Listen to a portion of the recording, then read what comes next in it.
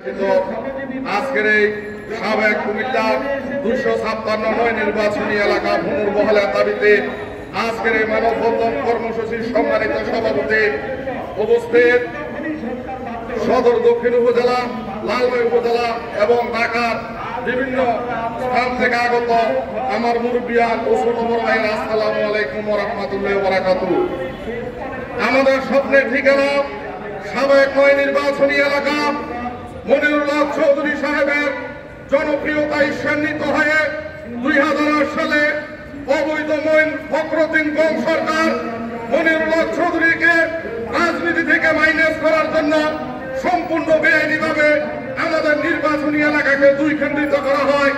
পরবর্তীতে মনিরুল হক চৌধুরী সাহেব 2টি আসন থেকে নির্বাচনের ঘোষণা দেওয়ার পরে 3 খণ্ড করা হয়। পরবর্তীতে 2013 সালে আমরা আন্দোলন করে বৃহত্তর সদর দক্ষিণ ঐক্যবদ্ধ করি, আমাদেরকে আবার ষড়যন্ত্র করে নাগরকোটের সাথে দিয়ে দেওয়া হয়। 2001 সালে 1 অক্টোবর নির্বাচনে কুমিল্লা 12টি সংসদীয় আসন ছিল। 12টি আসন কুমিল্লার মানুষ ব্যালট বিপ্লবের মাধ্যমে তৎকালীন নারী প্রধানমন্ত্রী বেগম খালেদা জিয়াকে উপহার দিয়েছিল।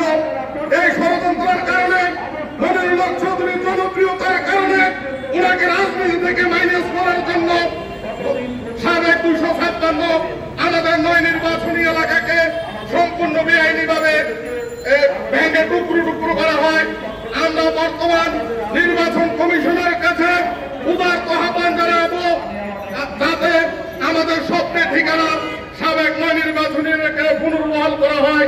কুমিল্লার 12টি নির্বাচনী আসন ছিল, এখন 11টি, যাতে কুমিল্লা আরেকটি নির্বাচনী আসন পুনর্বহাল করা হয়। আমরা মাননীয় বর্তমান অন্তর্বর্তী সরকার প্রধান ডক্টর ইউনূস সহ আরো যারা আছেন সবার দৃষ্টি আকর্ষণ করছি, আমাদের এই নির্বাচনী আসন পুনর্বহাল করতে হবে। আমরা গত 22 তারিখ কুমিল্লাতে লং মার্চ করে আমরা কুমিল্লা আঞ্চলিক নির্বাচন কার্যালয়ে স্মারকলিপি দিয়েছি। আমরা ন্যায্য দাবি বৃহত্তর সদর দক্ষিণবাসীর ন্যায্য দাবি, আমাদের স্বপ্নের ঠিকানা সাবেক 9 নির্বাচনী এলাকাকে ফিরিয়ে দিতে হবে। আমরা শান্তিপূর্ণভাবে আন্দোলন করছি। যদি আমাদের নির্বাচনী আসন পুনর্বহাল না করা হয়, সামনে আমাদের প্রিয় নেতা মনিরুল হক চৌধুরী যে আন্দোলন ঘোষণা করবেন, আমরা কঠোর থেকে কঠোর আন্দোলন ইনশাআল্লাহ দেব।